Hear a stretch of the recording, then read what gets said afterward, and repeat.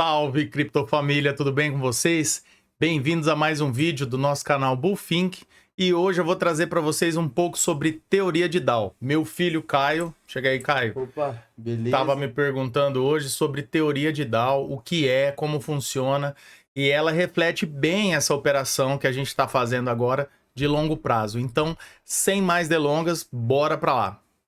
Pessoal, começo aqui com esse curso que foi criado aqui pelo nosso querido amigo e mentor, né, o Renan Garcia. Esse cara que eu tive a honra de começar os meus estudos com ele lá em 2019. E eu resolvi trazer esse material hoje aqui para vocês, esclarecer, trazer um pouco mais de entendimento sobre essa operação que a gente está fazendo, né, com essa nossa carteira de altcoins, de position trade, nessa operação de longo prazo. A gente vai falar sobre teoria de DAO, né? Criada por Charles Dow, um dos criadores do índice mais utilizado no mundo, o Dow Jones. Mesma dinâmica aplicada a outras bolsas leva a outros nomes. Exemplo, no Brasil é o Ibovespa. O índice utilizava duas médias, a média industrial e a ferroviária. E não existe índice parecido ainda em criptomoedas, mas funciona muito bem para elas, tá? Quando ele escreveu isso, mais de 100 anos atrás. Esse cara escrevia editoriais, né, para o Wall Street Journal. E ele nunca publicou, como mostra aqui embaixo, ele nunca publicou os estudos dele, né? O seu sucessor depois, o William, que continuou os estudos, né, desenvolveu a teoria de DAO ao longo de 27 anos, né, que foi colunista lá também no Wall Street Journal. E foi ele, né? Foi esse Hamilton quem completou, né? Organizou, formulou os princípios básicos da teoria de DAO. Primeiro princípio, o mercado tem três tendências. A tendência primária, ela é grande em duração e ocorre em geral durante mais de um ano.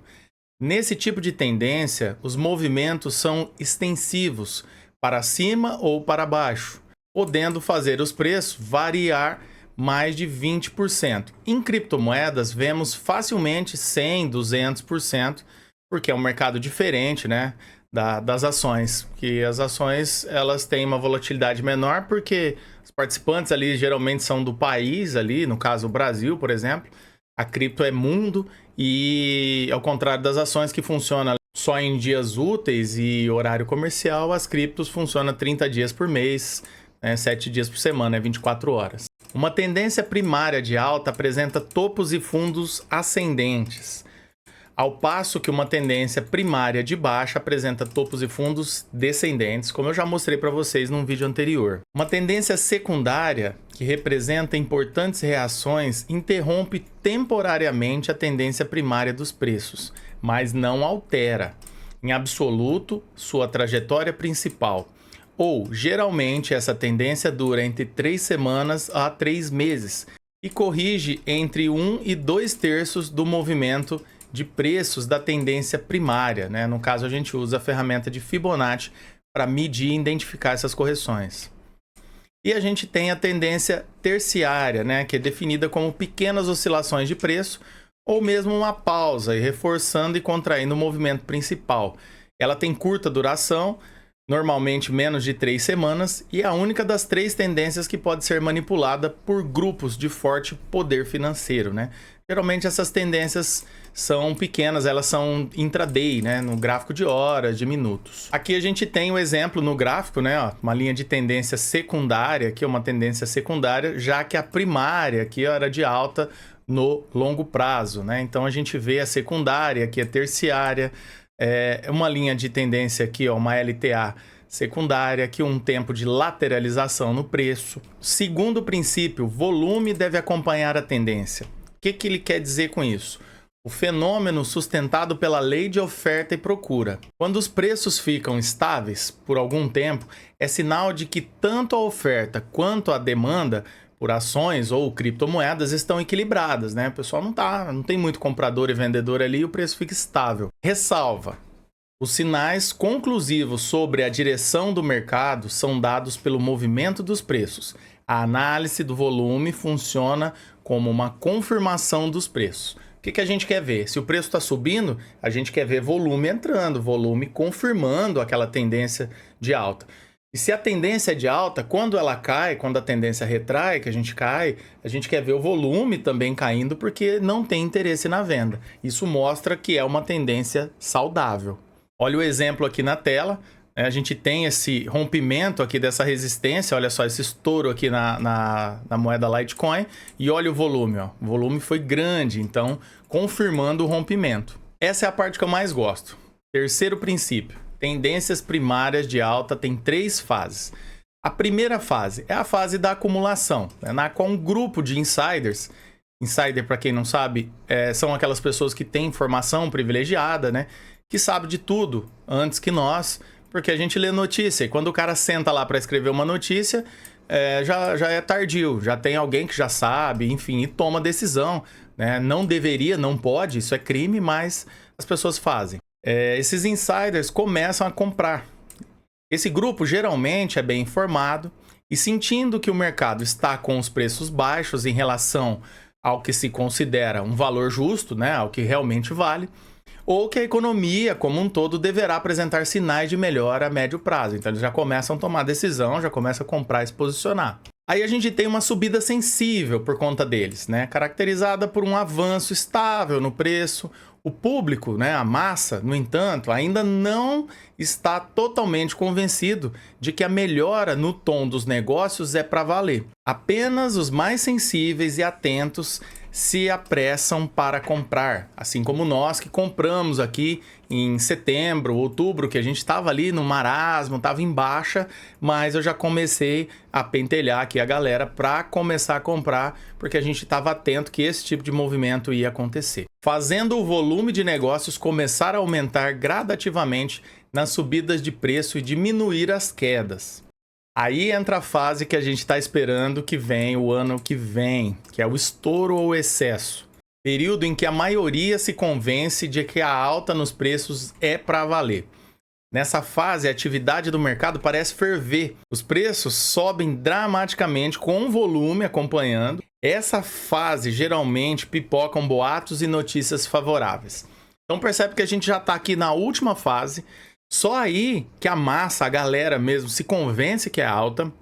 A mídia disparando notícias boas, né? A galera acreditando que sim, nossa, subiu 1000%, agora vai subir mais 1000%. Mas não, a gente já está no final da tendência. E aqui a gente tem um exemplo disso. A gente tem a acumulação aqui, olha só. O preço fica meio que lateral, aqui caindo devagarzinho.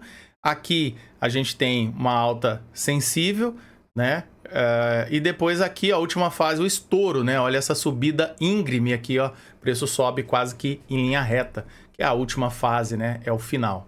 Quarto princípio, as tendências primárias de baixa têm 3 fases, assim como as de alta. Primeiro é a distribuição, que na realidade começa no final da fase do estouro. Depois daquele estouro, né, começa a distribuição. O que é isso? Essa fase se caracteriza pelo grupo de insiders iniciando a operação na ponta da venda.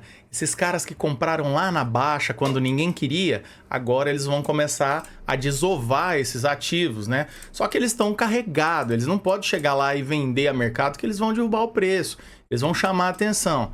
Então eles começam ali a samear, vender devagarzinho, distribuir, sem ninguém notar. O volume de negócios ainda é bastante alto, apesar de começar a diminuir nas altas de preço. O tom dos negócios parece ser ainda amplamente favorável e o público ainda bastante ativo.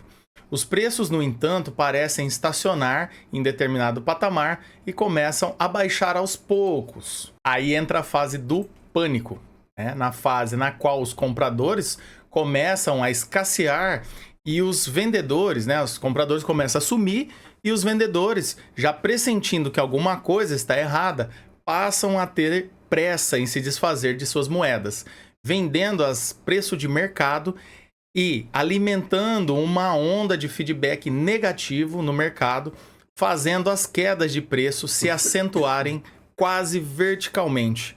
E o volume negociado atinge proporções bastante grandes, refletindo o medo que estão sentindo.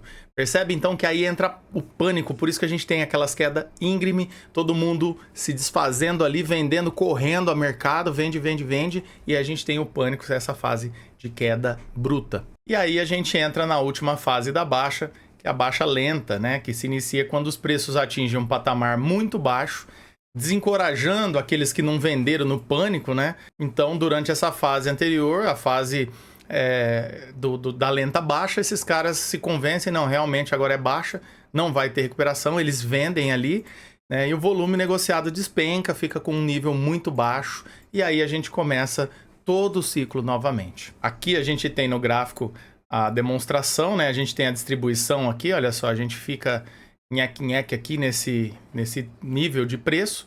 Depois a gente despenca com força, que é a fase de pânico, né? E aqui a queda suave. Esse princípio aqui também é muito interessante de mostrar para vocês, né? Uma tendência está valendo até que haja sinais de reversão. Enquanto a gente não tem essas confirmações, a gente segue o bonde, a gente segue a tendência. É o princípio que mais utiliza as probabilidades estatísticas. É um alerta para que o investidor não aposte suas fichas na reversão de uma tendência antes que ela tenha sido confirmada pela ação do mercado. Então, se você ficar tentando adivinhar, aqui já subiu muito, agora vai inverter, ou já caiu muito, agora vai subir. Não, você precisa das confirmações. Os preços de fechamento deveriam ocorrer acima de um topo anterior ou abaixo de um fundo anterior para que uma mudança de tendência fosse significativa. Então, só assim, com essa confirmação, aí você sabe que a tendência inverteu. E ao considerar sobre a teoria de Dow e criptomoedas, né, o estudo era de uma época muito mais lenta e a bolsa operava em apenas horários comerciais e dias úteis, como eu disse lá atrás. Então, portanto, em bolsas operando 24 horas por dia, 30 dias por mês, a velocidade da mudança é no mínimo 3 vezes mais rápida do que em bolsa, né?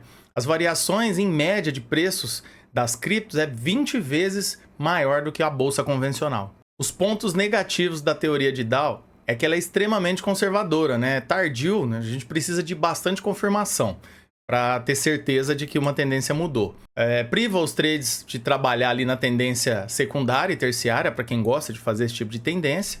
Cria dúvidas por não identificar a mudança de movimento de secundários para primários e de terciários para secundários. E a ansiedade e a dúvida são os maiores inimigos do ser humano. Já os pontos positivos. Ao usar a teoria de Dow corretamente, você está à frente de pelo menos 80% dos trades. Exatamente, é isso mesmo. Porque é muito bom para você se identificar em que ponto, em que fase do mercado você está para a sua tomada de decisão. É ótima para o entendimento do mercado. Aqui foi o que eu disse. Se aplica bem a tendências longas, por isso que é o que a gente está fazendo na nossa carteira de altcoins. E nos lembra de que o mercado precede a análise e deixa um alerta para a gente não apostar contra a tendência. As tendências, né? Então a gente tem a primeira fase da acumulação, que é a primeira onda, né? Que o mercado sobe, quase ninguém está acreditando. Depois a segunda onda é a segunda onda impulsiva, né? Que o mercado se move em 3 ondas, né? São 3 ondas de impulsão e 2 de correção. Então na segunda onda de impulsão tem a participação pública, né? Onde as pessoas já começam a comprar. Porque nessa primeira fase aqui são só os big fundos, né? O pessoal que é mais antenado em mercado. E depois, na terceira e última fase, a gente tem aqui o excesso, né? O estouro, que é a terceira e última onda de impulsão. Depois a gente segue aqui da distribuição, né? O pessoal que comprou aqui distribui aqui no topo, vende, pula fora. Segunda queda aqui é participação pública e a terceira, que é aquela queda bruta, é o pânico. E depois, no próximo ciclo, ó, esse ciclo topo aqui foi 2013. Então a gente, depois que rompe esse topo, a gente anda muito. Aí depois a gente faz esse topo aqui de 2017, certo? Depois que rompe, ó, no próximo ciclo, tem mais uma pernada. A gente faz esse outro topo aqui de 2021, de mastro bandeira, né? Um padrão de continuação da alta. Então a gente tinha esse mastro aqui, ó, bandeira. Então o alvo é quando você pega todo esse mastro aqui, projeta para cima a partir do rompimento, que leva a gente ali, ó, nos 200, 190, 200 mil dólares. Então assim, você vê que o BTC ele já rompeu o topo de 2021 e está andando. As nossas moedas ainda não. Elas ainda não. Então a gente ainda está, ó, naquela primeira fase né? Você pega, por exemplo, a Gala, que é uma das nossas moedas aqui. A gente está na primeira fase, a gente nem rompeu ainda essa acumulação de longo prazo para vir buscar aqui o topo anterior. Ó. A Gabar, olha só como que a alta é, né? Esse nível de preço aqui, ó, a gente estava nele em novembro de 2021. Para cair até aqui, a gente demorou 1.078 dias. Só que para subir e voltar no mesmo patamar de preço, a gente fez isso em 28 dias. Né? Então, essa é o porquê da gente estar fazendo essas operações de mais longo prazo agora.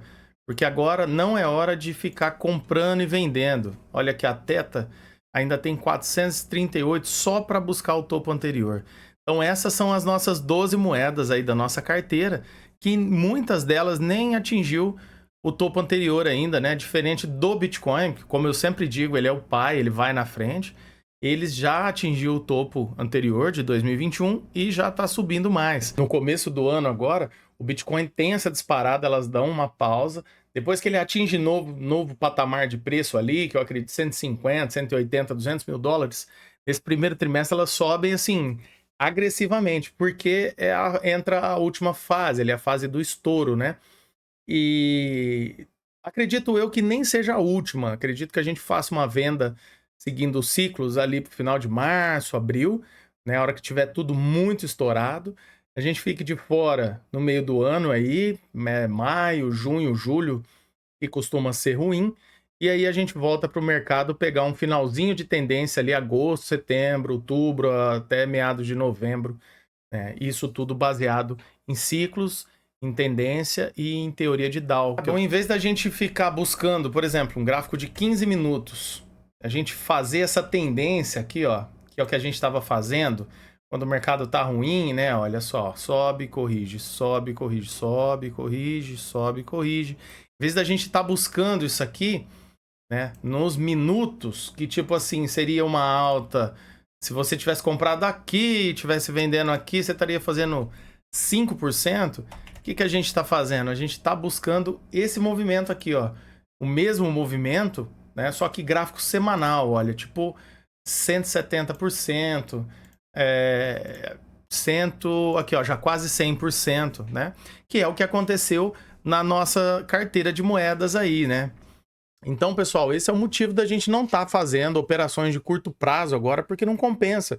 A gente está numa tendência primária de alta e a gente quer surfar ela e fazer bons lucros, né? Aquele lucro que faz a diferença aí na nossa carteira. Esse é o motivo.